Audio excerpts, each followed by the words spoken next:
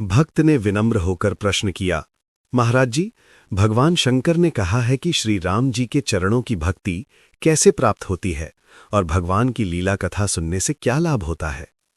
महाराज जी मुस्कुराकर बोले, बेटा, भगवान की लीला कथा साधारण कथा नहीं होती। जो मनुष्य भगवान की कथा सुनता है उसके भीतर का महामोह नष्ट हो जाता है और हृदय में प्रेम का प्रकाश होता है। राम कथा ऐसी है जो अज्ञान के अंधकार को मिटाकर ज्ञान का दीप जला देती है। भक्त ने पूछा, महाराज जी, केवल कथा सुनने से इतना बड़ा परिवर्तन कैसे हो जाता है।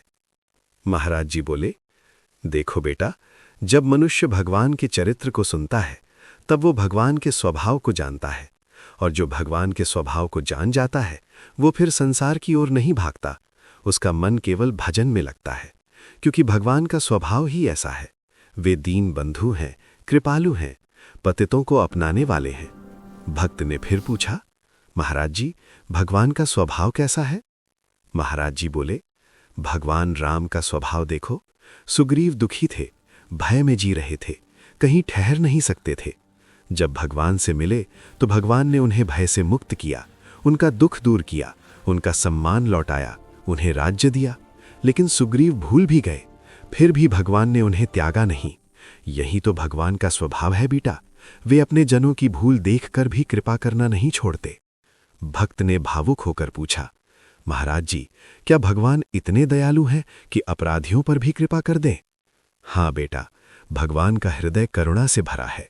घोर अपराधी, घोर पापी, पतित, नीच जो संसार से ठुकराया गया हो, यदि वो सच्चे मन से भगवान की शरण में आ जाए तो भगवान उसे भी परम पद दे देते हैं।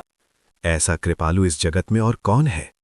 फिर महाराज जी बोले, इसीलिए भगवान शंकर कहते हैं, उमा राम स्वभाव जेहि जाना, ताहि भजन तजी भाव न आना। अर्थात जिसने भगवान राम के स्वभाव को जान लिया वो भजन छोड़कर कहीं और मन नहीं लगाता।